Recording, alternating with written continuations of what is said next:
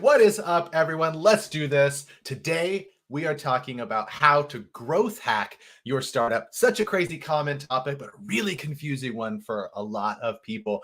Welcome, everyone, to Startup Shop Talk, our weekly live show entirely about startups and innovation, from idea all the way to product market fit. My name is Josh David Miller, aka JDM, and I'm here with my friend and co-host, Dan Casas-Murray, the inimitable Dan Casas-Murray. Dan, happy Friday. Good morning. How are you?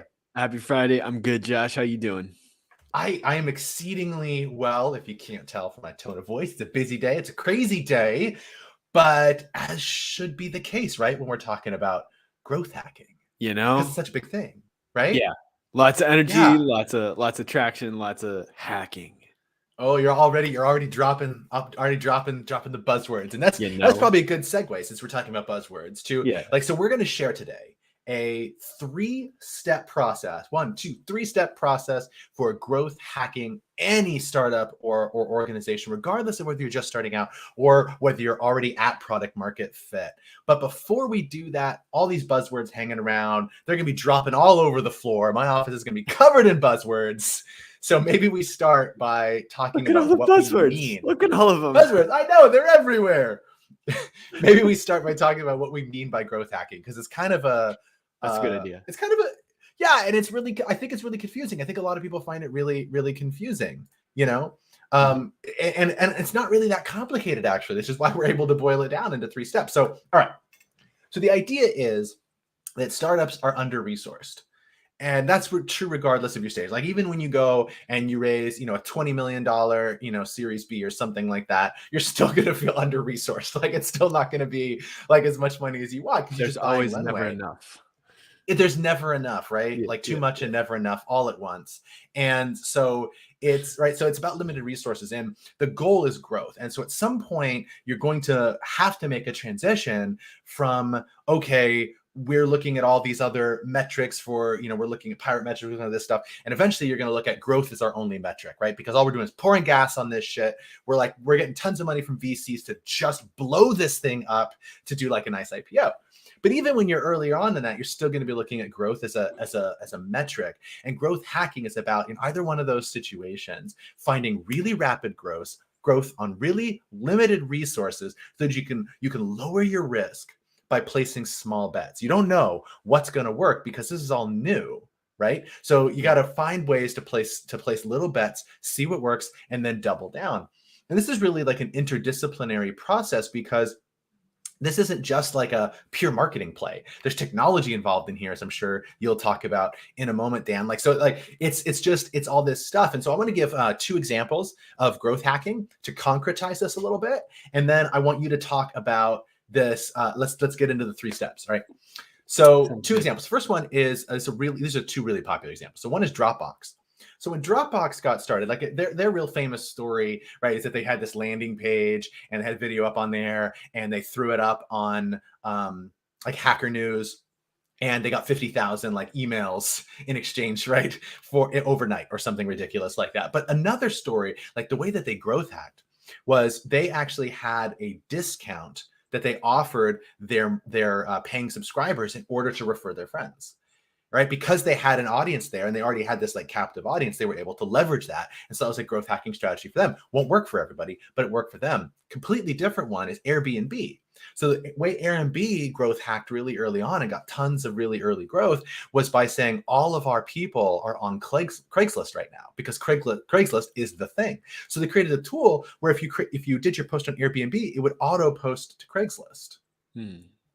So that you would already be seen by that audience, and that audience would click the link on Craigslist and ends up on Airbnb, right? So that's the way that they growth hacked, is they found the audience somewhere else, and they made it easy for people. They found that one weird trick that was going to work. They found the one weird trick, and it was on Craigslist. And usually when you say one weird trick in Craigslist, it's a completely different kind of trick getting turned. So plot twist. Weird flag, but okay. Yeah, I know. All right, sorry. My apologies to the audience today. So I'm feisty. It's awesome. I know it's Friday. So that's some growth hacking examples. That's growth hacking: rapid growth, low risk, small bets, limited resources. Like, how do we figure out how to do that, Dan? Okay, well, we basically do it in 3 steps. You know what? I want to just underscore all that with what I took away from what you just talked about, and that was like, okay, so growth hacking is basically how to figure out scaling to the next level at the right time, or at the time that is right for me right then, right? So growth hacking isn't like this thing that I should do once. It's like this, it's like this thing that I should do over and over and over again when I want to get to the next level, or I want to explore a new channel, or if I want to explore new growth avenues, that kind of stuff, right? Right. That's what landed with me. Okay. So let's talk about those 3 steps now. So the first break step, it down for us. Yeah, I'm just gonna go through the steps right now, and then I'm gonna show you a couple of things to visualize this. So step 1 is looking at all the available ways that you can actually do your growth hacking. In other words, we're talking about channels. So when we talked about channels last week, right, we're talking about like there was the value proposition, and then there was customer segments, and there's this one box that links everything together, and that's the channel box. And we said, well, channels were 2 things. One was how you're logistically getting the value proposition over to the customer, and then the communication piece was the second part of that channel box, right? So we're talking all about that second piece of the channel box, right? So what are the available channels is step 1. Step 2 is figuring out, okay, what's the most efficient channel for the moment, right? Because when you have like 100 customers, maybe there's a channel that works, but when you have 1,000 customers, maybe there's a different channel that works. And oh, by the way, maybe there's a mix of channels that actually work in tandem or synchronously, synergistically with each other. Had to pick back there. Okay. But you got there. That's what counts. I got it. Yeah. All right. So the router hung for a second, but we're back online. Okay. So basically just figuring out which channels are the best ones at that moment. And then the third step is actually experimenting with those. Right. So here's the idea. It's that we have this big mess of channels, and we want to look at all of them. And then we want to pick the ones that we think we could probably work with right now with what we got. And then once we do that, we narrow down and figure out which one is actually the most effective for us in the moment. Right. And that doesn't mean that it's going to be in the moment like later. It just means that like for now, that's what's working. So let's visualize this for a second. I want to go to this. So we've talked a lot about pirate metrics before, right? And we sure have. We can't not have a discussion without pirate metrics. Wouldn't be shop talk without the sound. Arr. Okay. So all right. So this is the way, we've kind of looked at this, like that. There's a funnel there, and then there's also those metrics. And so we have awareness, acquisition, activation, and revenue, right? And if we're looking at the funnel from the top down, we see awareness is usually top of funnel, acquisition is a little further, activation is a little further than that, and then we convert with revenue, which is where people come out. And the very bottom of the funnel right there is where we're looking at retention and referral, that kind of stuff, right? In a way. Okay, so let's do something. Let's take that funnel and let's flip it around a little bit so that we're actually looking down inside of the funnel. And we have this. Now, maybe that also looks like a bullseye for a good reason.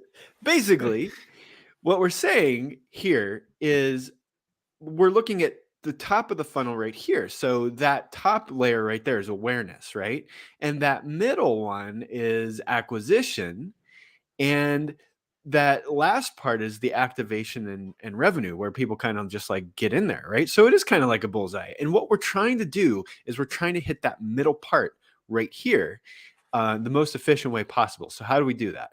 Well, I want to show you these. So right before you move on, like just because I want to make sure everyone's on the same page here. If we just go back to this for a second. So when you're talking about this, you're talking about the life cycle of a customer. Right. So so awareness is like they become aware of our company. Acquisition is like we earned their eyeballs. Activation is they started getting value out of our thing. Revenue is we started getting value out of them. Right. And then retention is how long can we keep them engaged with us? And then referral is, are they sending people our way? Right. So that's like the whole life cycle that we're looking at, right?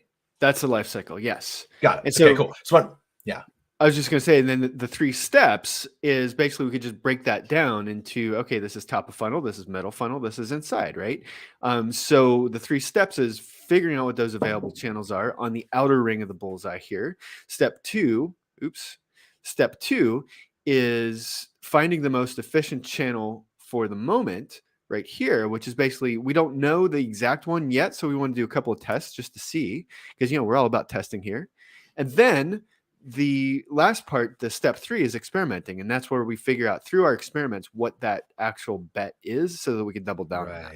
So now you talk. Sorry.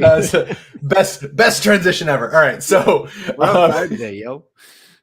All right. So let's take this out of the level of the abstract and let's start talking about a hypothetical app, and then let's just go through this process for this hypothetical app. Right.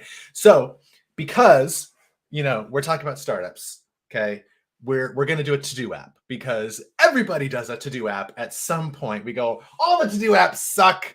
I'm a founder. I'm going to create my own. I'm going to crush the market. So every founder creates a to-do app. And there are rules for startups. Like if you're doing a startup and you're doing something that ends in ER, you have to drop the E and just end in R. And if you want to just come up with a name out of nowhere, then what you want to do is end in LY. So what we're going to do is combine all of those together into one cohesive, fancy name. And so we're going to talk about the To-Doerly app. All right. So we're going to crush the to-do app market with To-Doerly. Yeah. So and it's a douchey pun. So if I encountered To-Doerly, I would absolutely think it was real. So the satire is rich. So let's say it's a To-Doerly app. So it's a to-do app. And what we want to start thinking about is if we go back to this idea of IDing on our channels, what we want to do is figure out what are all of the available channels for it. So let's go back to this image that you threw up there before. All right.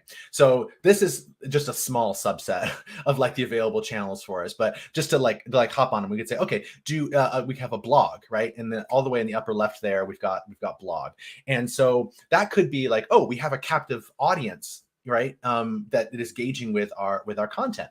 That's pretty cool, right? So maybe there's a blog. We have, SEO all the way in the bottom right-hand corner there. So SEO could be that, we want to get high ranking on Google, and we can do some keyword stuff in there, right? It could be email. It could be we could be doing some viral or guerrilla marketing shit. That's the dressing up as a chicken at an intersection, right, by the stoplight, or whatever the modern equivalent of that is, right? Or you could be connected with influencers. There's tons of different ways to get in front of people, and that's what growth hacking is. Growth hacking is about getting in front of people and then giving them a message or some type of offer that puts them into the funnel. So that's what growth hacking is. And so we're just going to say, what are all of the available channels for us? So the idea here could be that, all right, so what's an ad that we can run? So let's say we have some cash. We don't have all the eyeballs in front of us. We have some cash, and we know that people are searching for a to-do app. We know that they do that, right? And so let's say that we're pretty confident that we can put an ad that gets in front of eyeballs for a cost that we're comfortable with. That could be an easy case for us. So what would an ad like that look like? What's an offer that we could put in front of people? Right? Or let's say that we had a captive audience on our blog because we were productivity experts. And so we had this following of productivity people. And so we already get them coming to us talking about productivity. And we're like, hey guys, my audience here, bros, we got this amazing new To-Doerly app that I want to tell you about, right? So you could do that kind of thing and put the value prop in front of them. And if you're further along, you could actually put an offer in front of them, right? Sign up now for discount, blah, blah, blah, or whatever the case is. Yeah. So there's all different kinds of things that you could do. Maybe you're not maybe you don't have a captive audience of productivity people, but maybe the influencers, or you can deliver value somehow to influencers. So if you can get influencers in front, right, because they already have the audience. If you get productivity influencers in front of your captive audience, and that's fantastic, right? So you come up with all of these different potential channels to start working with. So that's the 30,000 foot view. To-Doerly, some channels. So Dan, let's make that more specific? Why don't we pick a few and then like walk through like how we'd actually brainstorm literally doing this for something like To Do Early? Yeah, let's do it. I like this list just because any new project that I have, like if folks are like me, right? Like you have a new idea like pretty much every day, maybe a couple times a day, maybe 3, 4, 10 times a day, right?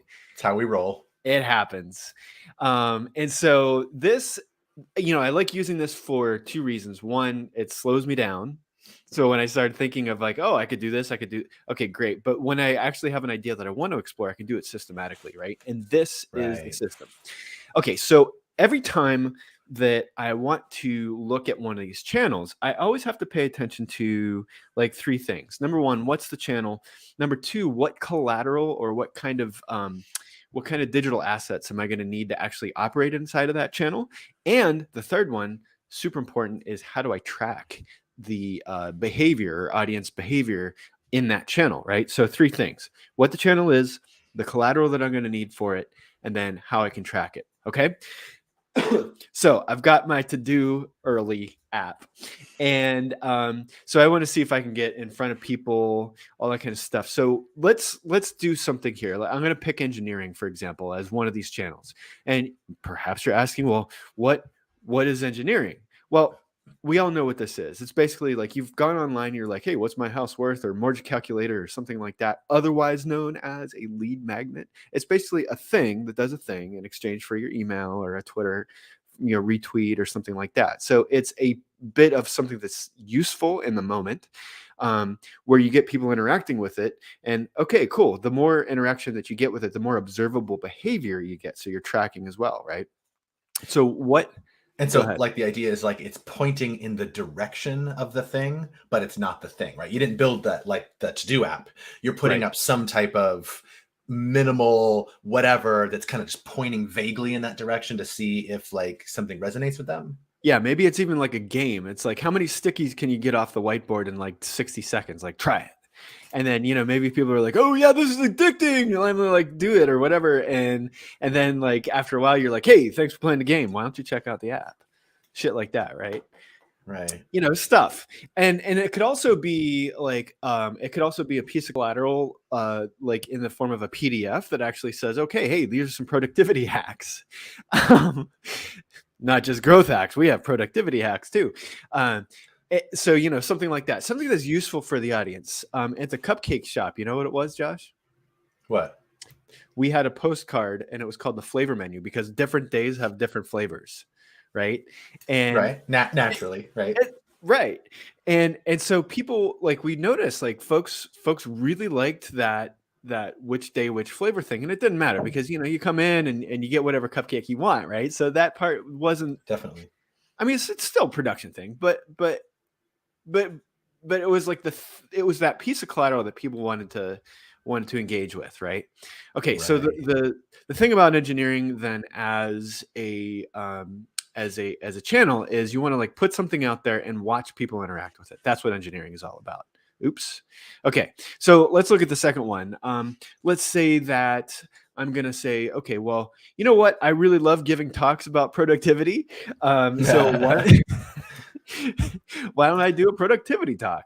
And so I could pick speaking as the next channel. So the question there is, okay, well, I'm speaking, which means that, okay, what do I got to do? Hop on an event that already exists, put something on Eventbrite or whatever, right? And then maybe I just give a talk for like 30 minutes, like in conjunction with somebody else's talk or my own talk, right? And really the metric there is I need butts and seats. So how am I going to get butts and seats? And oh, by the way, after I get butts and seats, how many people are actually paying attention to me while I'm talking? And then after that, it's like, hey, does anybody follow up with me via LinkedIn or any other call to action that I issue after the talk, right? And so that's how I would like think about the speaking channel. Because I'm still using the channel. My collateral is my talk and slides or whatever, right? And then tracking is paying attention to the interactions that I get with people. So let's talk about that last one. Let's talk about one more that's right there. That's audio. And audio, let's just say that's in form of a podcast. Now, podcasts are cool because, they're audio. They're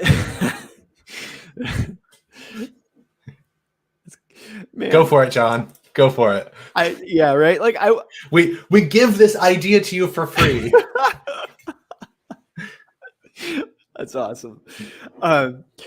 Okay, so maybe it's like the productivity hour podcast, and it doesn't necessarily mean that I have to put a podcast and then commit to like months and months and months and slogging through like all this stuff. No, it could be like a couple of them, a couple of episodes that I just put out there that I take down after a while on my host, or maybe it's like me hopping onto somebody else, like somebody else's podcast, and saying, hey, I want to share some productivity stuff with you, et cetera, right? But the channel would be the audio thing. The collateral would be whatever content that I would want to pitch at that point, and then the tracking is kind of neat because I would either, hop onto somebody else's podcast and like issue a call to action, like, hey, connect with me here, make it super easy. Or in the podcast description, I could put an email address or a website link or something like that, right? And as long as I'm measuring tracks back to the website, that's how I'm actually gauging interest. Right. And when I gauge interest and I'm getting all these numbers together, what I'm doing is I'm comparing them all and I'm saying, okay, well, which one's actually like doing the best out of all of them? And whatever one is the best at the time is the one that I actually go with. So that's how I kind of think about that. Now, we just went through 3. Sorry, okay. Go ahead. No, I think you're about to answer my question. Okay, I'm going to say it then. So we went through 3, right? But there's 20 other ones. And, sometimes here's what I recommend. It's uncomfortable. It takes a long time. And it's a lot of work up front. But I recommend that we go through each one of those for everyone. Like we think about the channel, the collateral, and the tracking, and how we actually we want to think through it and why. Why do we want to do that? It's because, sometimes when you see a rock there, you don't know what's underneath it. And if you looked under it like a million times, okay, but every rock looks a little different whenever you're actually flipping it over, right? Maybe some ants moved in overnight or something like that. It's the idea that we don't know what we don't know. And this is how we uncover some of that stuff in terms of what might be useful for us for a particular endeavor. Right. Okay. So it does. So just to put a button on it, right? So if we show this back up again, so you've got all of these channels we ideate, we come up with a bunch of channels, and as part of that ideation process, we're not necessarily assessing feasibility, but we are assessing what would we have to do? Like, what does it mean to do an engineering one? What are some ideas for that? What does it mean to do an audio one? What does it mean to do a speaking one? We do this for all 20. So all 20 end up on that inverted funnel there, the upturned funnel that we're looking in, right? And so they're all going to end up on the bullseye somewhere. So how do they end up in the bullseye?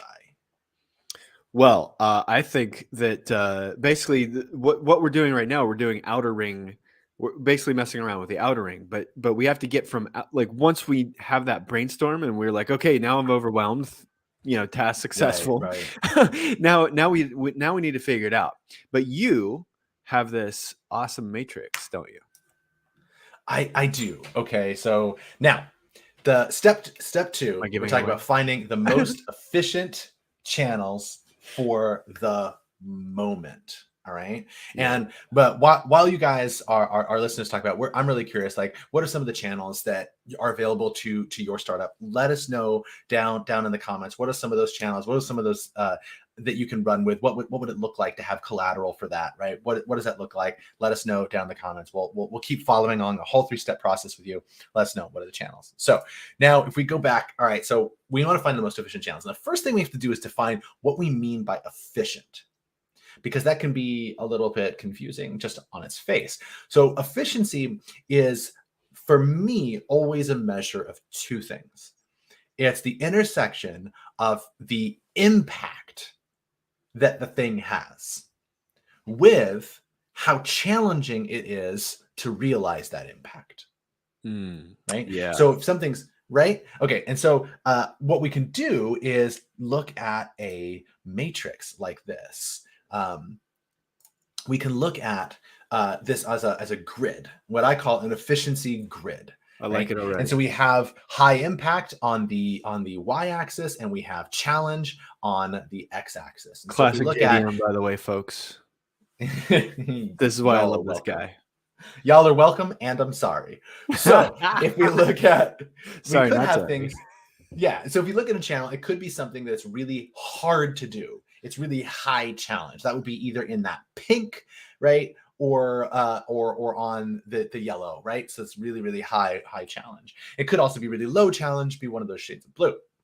Then we have a measure of impact, which is how cool would it be, like how big is the result, how many eyeballs can we get on it, like what it, right, how many people can we get inside that funnel from this, right? And so that's going to be somewhere in that y axis. So if we break these down, we have things that are both really, really high challenge and really, really impactful. Those are in that red category, that pink category. And those are, you could call them a moonshot, but right, because like if you get it, it's awesome, but it is really high challenge to do. So it's kind of a moonshot. So it's questionable. That's what there's a question mark there. It's questionable whether you should do that. We're not saying no, but it's questionable because it's really challenging. And then in the bottom left-hand corner of the matrix, way on down, we've got the ones that are really low impact and really low challenge. So yeah, it's great, they're low challenge, but they're also really low impact. And so that also kind of makes it questionable. Maybe you can get a quick win out of this, but it's still kind of questionable, right? So then we have the ones that are really high challenge, right? So they're all the way on that side. They're really high challenge, but they're also really low impact. That's that yellow area. Those we are going to say no to, right? You don't want to do that because it's really challenging and the impact isn't very good, right? So that's a straight up no, bro. It's going to be a no for me, dog. And so then you have in all the way on the other side, as we migrate back to low challenge, we can have something that's really high impact. That's that light blue there. And these are the very impactful ones. These are the valuable ones because they're low challenge and they're really high impact. Those are the most efficient things you can do, are the ones that are really high challenge and really high are really low challenge and really high impact. Now, the problem is those are really hard to find and a lot of them don't exist, but you're looking for them. And the way that you do that is you start taking all of those little challenges you have and you start mapping down how you do that. So if we were to throw these on here, and I'll let you go into more detail in a minute, Dan. But if we were to start throwing these on there, we could see like how we start ranking these. And so I'm going to leave your red examples aside for a moment. But here's an idea of how you think about this, because if we're like, what makes it challenging when we're talking about a channel? What would really what makes it challenging? Well, so if you look at something that you're trying to get in, if you think about it, like you're trying to get in front of eyeballs. Right? Like that's the point, is to put you in front of the eyeballs, see if you can get them in the funnel. So if you're looking at a channel that necessitates having a big audience and you don't have said audience, that's really challenging. So like if you say, oh, we want to publish blog posts, like, okay, but no one's going to see your blog post unless your blog already has visitors. So yes, you could work out like SEO and everything else and like get a bunch of visitors to your blog. That's going to be really challenging. So that might not be fantastic. But if you can put guest blog posts on a popular blog, right, then that might lower the challenge a bit because there's already a captive audience there. And then it's a question of, do I know people, or can I get in front of people who will let me put my message in front of people, right? So that kind of lowers the challenge. So that's how you think about it, is what is the ease with which I can develop the thing, whatever it is, the collateral that goes with that. It's an engineering thing or a podcast or a blog or whatever. There's the challenge of that, and then the challenge of actually putting that in front of a bunch of eyeballs. And so we're looking for the ones that are low challenge, but also really impactful because there's tons of people there. And if I can just get in front of all these people like that are already really well primed for my message, think again like Airbnb and Craigslist, right? I'm getting in front of a ton of eyeballs, and they're already primed for it because these are people who are looking for what I'm selling, right? So that's how I would think about that idea of find your most efficient channels by virtue of the ones that are the lowest challenge and have the highest impact. So concretize that, Dan. What's that? Concretize it. Okay, so so basically we're looking for the easiest channel that we can get the most bang for our buck right now. And a lot of, so I've been in discussions and I've thought about this myself, where I'm like, well, it would be, what I should do? I should do a TV ad, or I should do like some sort of weird like website that, gets published everywhere, or I should like set up a calendar, like just sitting there. Right. Like, I feel like I'm just kind of like shooting in the dark. Right. And I've done that. I think we've all done that. Yeah. And, it's great and it's fun and it's creative, but the problem is I just don't know. Like, is it going to work? Is it not going to work? It's time, time's money at this point. Like, and I'm trying to figure out, well, what is going to work? And I just don't know. And so I like this way that we're breaking this down systematically, right? Because there is not a lot of guesswork. It's sort of like, have you seen that show Gold Rush, Alaska? No. Okay, No. so here's the idea. It's that in Alaska, there's all these like gold claims and stuff like that, right? And the idea is that there's not any like veins of gold left because we're kind of already been there, but there's all this gold dust that's close to bedrock.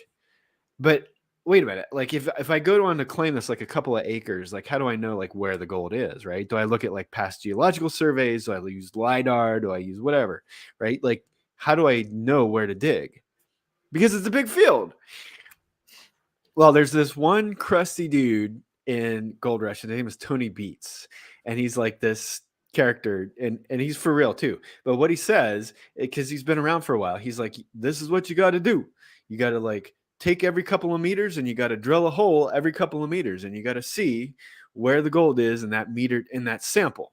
And that's how you know once you map it out where the gold is. And everybody's like, yeah, that's brilliant. But I don't want to do that. I just want to start digging holes. And I figure, for me, like what I used to do is I was just like, I just want to dig because I got the gold fever or whatever, right? I think my idea is going to be brilliant, until I found out from me that no, Dan, no, that's not how that works.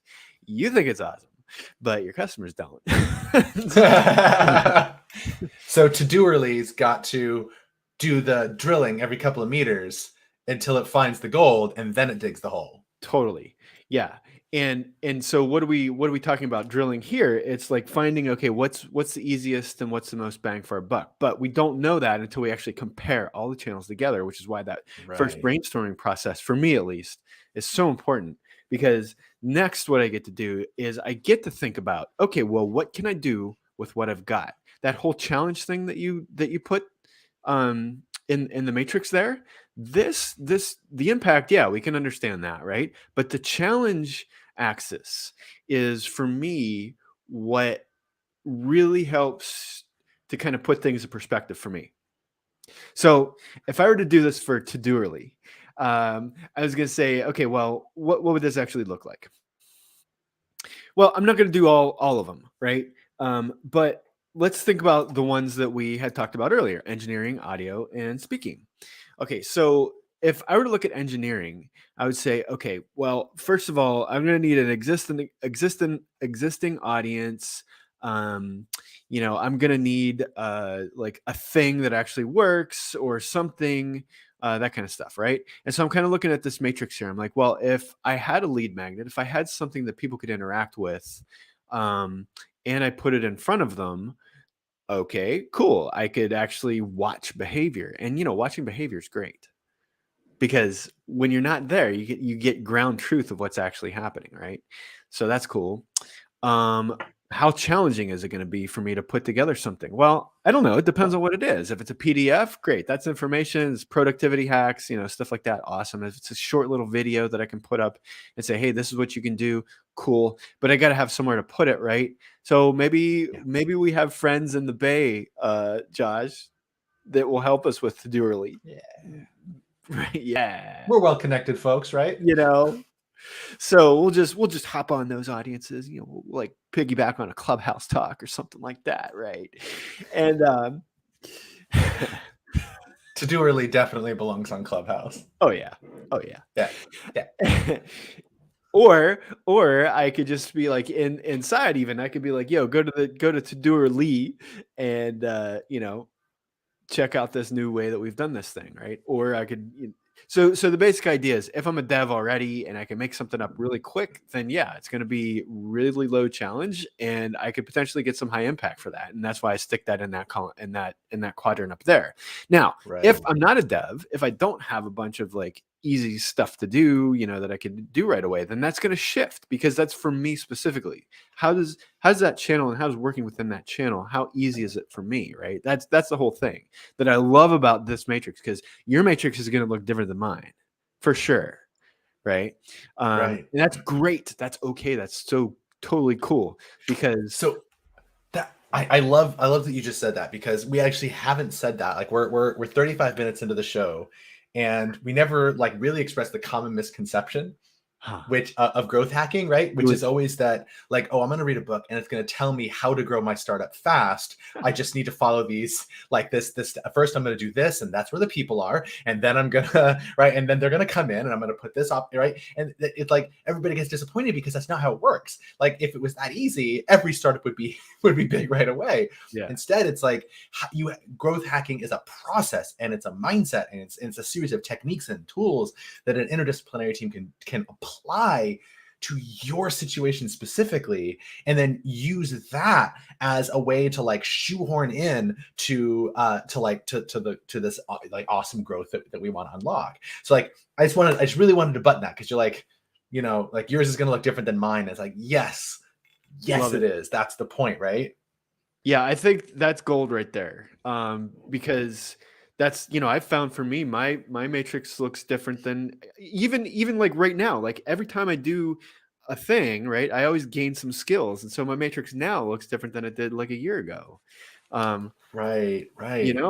And yeah, I love how you say that, because it's always like step 1, make the thing, step 2, sell the thing, step 3, profit, right? No, that's not how it works.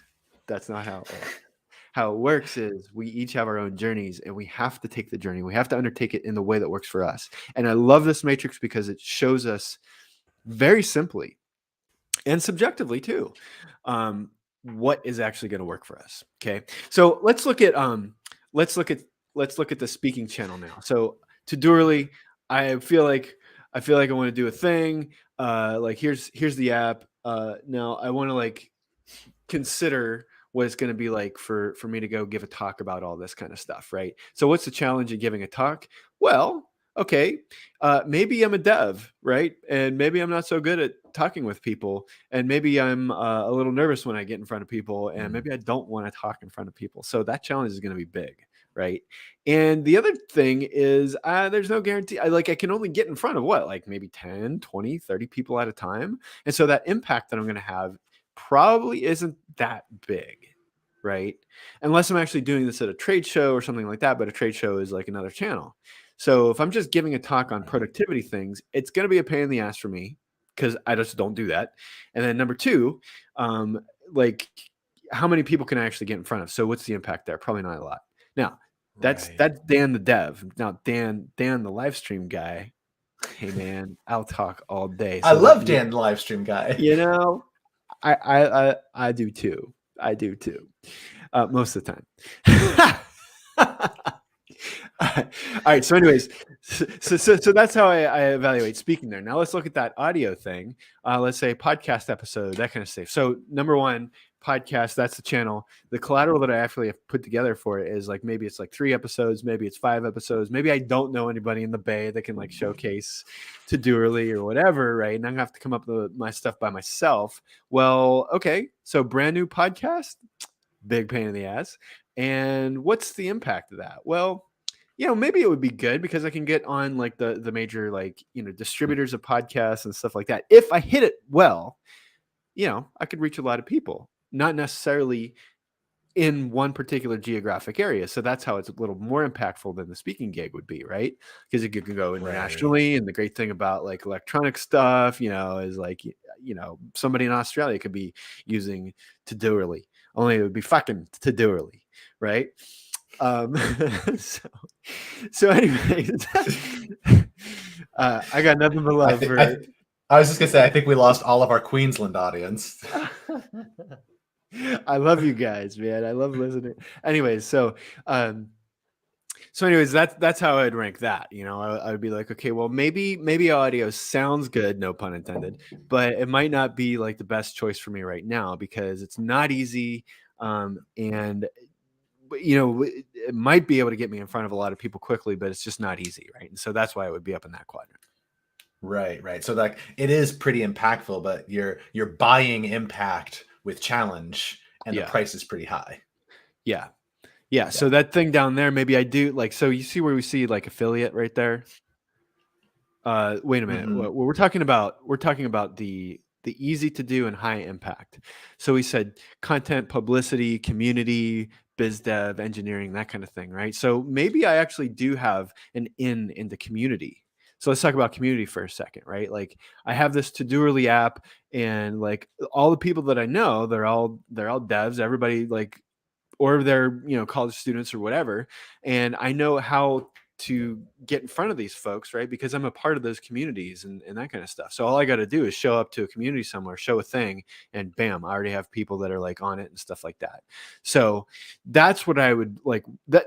So right now what we're doing is we're prioritizing. Basically, this is just a prioritization exercise, right? Yeah. Yeah. Okay. So we ideated around some channels. Mm-hmm. We've then looked at like, okay, which one of those are the most efficient? Because that's where we want to make our play. Got a couple in there. Okay. And so then like we have another step to move on to. Right. So which is the experimentation step, right? Yeah. And before we do that, two quick things. So one is we again want to know from you guys, like, what are the most efficient channels for you? Like, what if you go through this exercise and just think about it in your head, gut check, what are going to be your most efficient channels? Let us know down in the comments. So now let's talk about experimentation, Dan. Let's experiment with traction and growth hacking, right? Okay, so any experiment that you ever do. So number one, we've looked at all the channels. Number two, we've prioritized them, and we've decided like which small batch we're actually going to like start working on. And then the third thing that we want to do is experiment.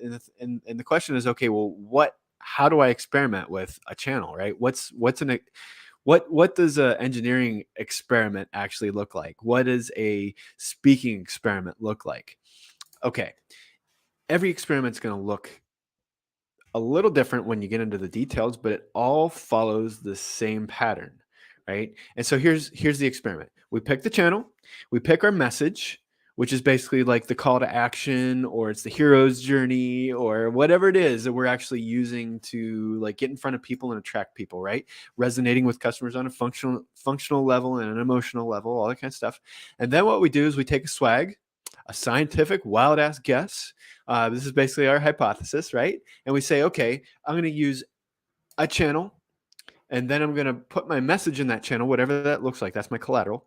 And then I guess that this is easy to do and high impact. That's my hypothesis, right? And then what I'm going to do is I'm going to actually release it into the wild in Queensland, maybe. And then what I'm going to do is I'm going to watch. I'm going to see what actually happens. So I'm going to step back, take my hands off of it, and watch what happens. What kind of data am I getting? What kind of like interaction am I getting on all this, right? And that will provide me with my result.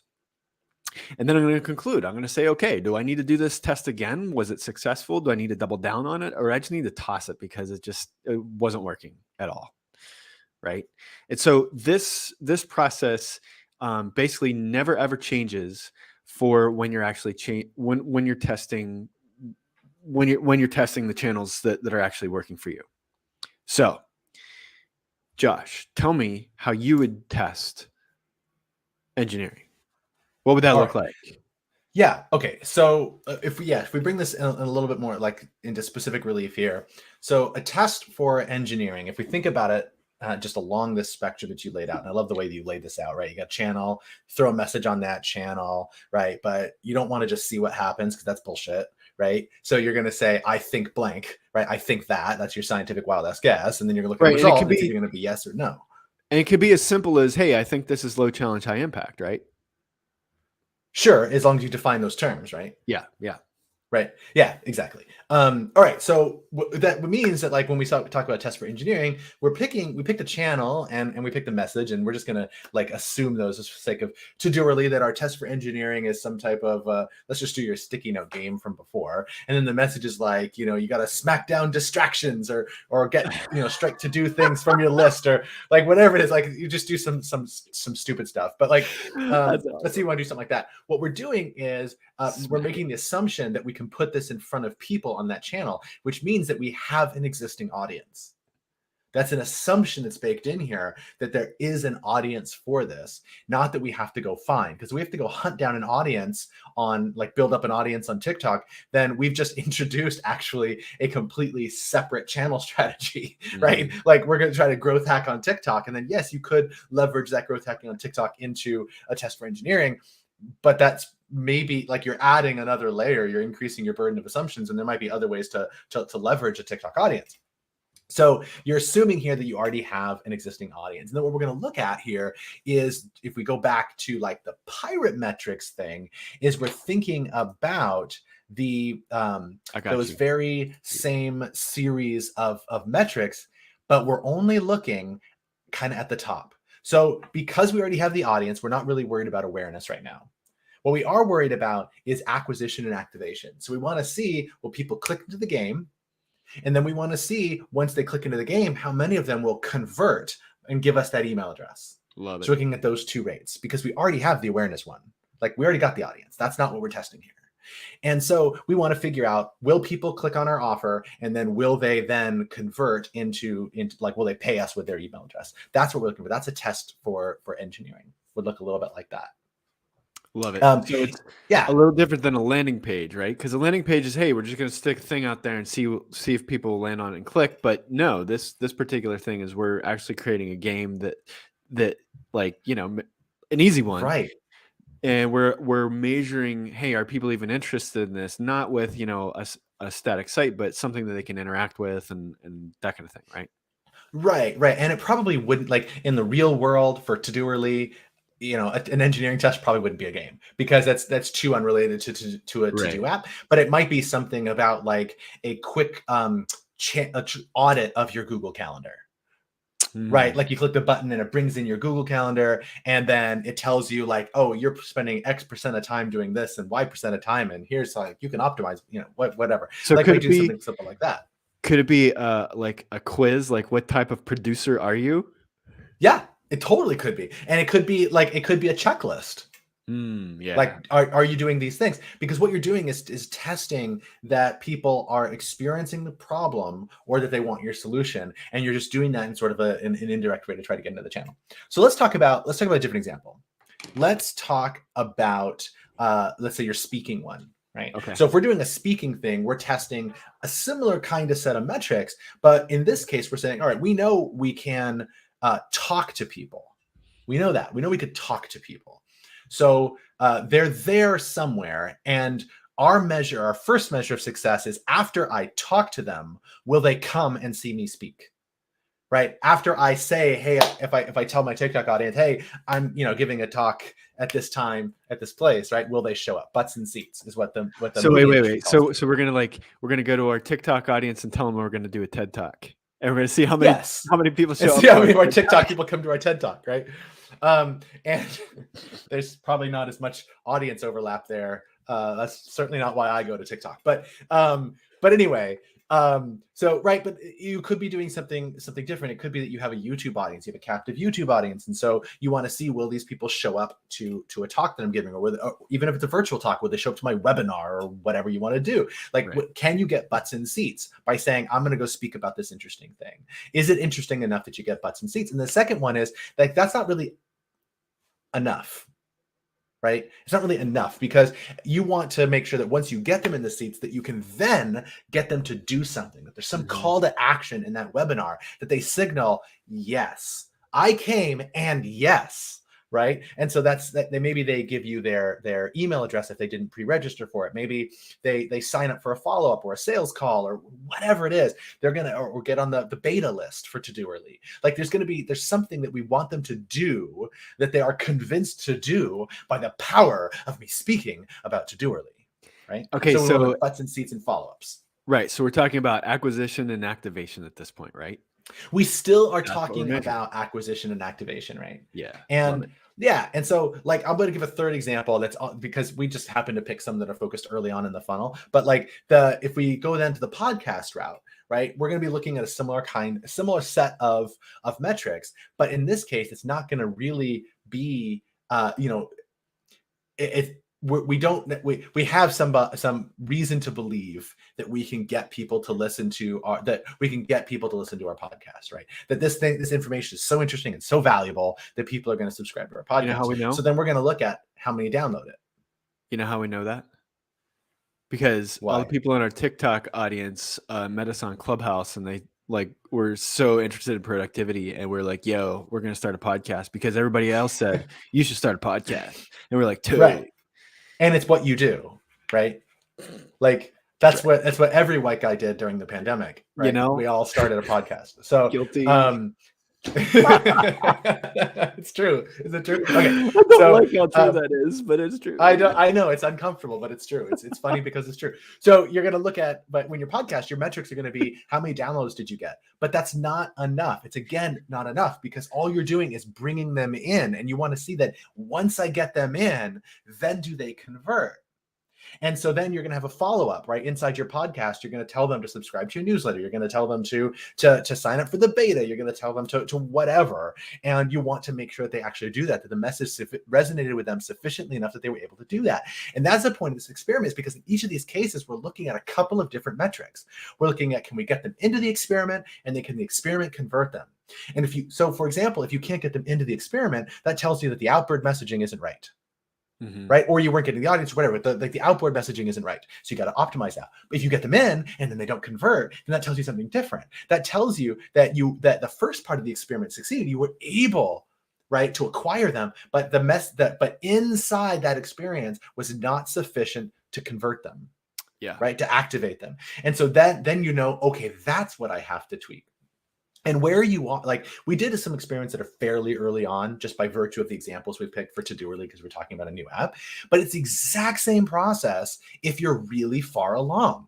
If you're really far along in this process, like when we talked about Airbnb and they already had the service that was working, then at that point we're saying like, okay, we have a different set of activatable resources, right? Maybe some of those are tied to Airbnb and not tied to the founder, right? So like Airbnb has this set of customers, but it's not a set of and it's a multi-sided market. So they had the set of home owners, right? Property owners who wanted to rent out their property. So they had that audience on there, but you want to get a large amount of potential renters of that, right? Of potential bookers. Yeah. And so that audience, they did not have as much of. So they wanted to get in front of them. How could they get in front of them? By auto posting to Craigslist, where that audience already is. But it's the same exact kind of thing. So they said, let's do two things. One, does this help get our homeowner audience to sign up, knowing that it will auto post to Craigslist?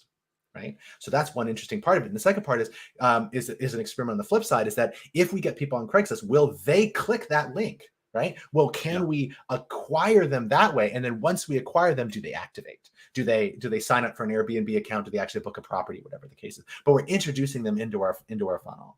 That's growth hacking, to like tie the whole thing back together, is that 3-step process of no matter where you are, you look at what are all of my activatable resources? What are the channels that are available to me? How can I get on those channels? Right. And then you say, all right, so that's step number 1, right? Come up with the big list. And then once you have the big list, then you say, now I want to find the most efficient ones, because based on those activatable resources, some are more challenging than others. And I want to find the ones that are as the least level of challenge with the highest amount of impact, that have the most potential to really crush this shit. Right. And then you run an experiment to see if you're on the right track. Because again, growth hacking is about making rapid growth on limited resources by lowering risk. So you run an experiment to place a small bet. And then once you place that bet, you see the result. And if yes, you double down, you place a bigger bet, right? But if no, then you pivot and you run a different experiment, because you're just going to keep doing all these small ones until you find the right growth strategy that does deliver that rapid growth. Find the channels that work, right? And then double down on those channels. Yeah. So that's our 3-step process. And again, it's all about iteration. Like, you're not getting this in one thing. This is not going to be, Dan, like you said earlier, right? Grow your startup with this one weird trick, right? It's like, it's not that. It is like, the one weird trick, I suppose, is the process, but you bring this process in and you just keep iterating until it starts humming, right? And go, yeah, and it's working for you. Okay, so I want to say, like, if I was like talking to a younger version, less experienced version of Dan that just wanted to start shooting in the dark and say, hey, I want to try this, I want to try that, and everything like that, I would be like, okay, dude, check it. So this is what's going to happen to you. Of course, I wouldn't listen, but I would tell him, I would be like, all right, this is what's going to happen. You're gonna pick a channel. You may get lucky, you may not. You're gonna pick another one.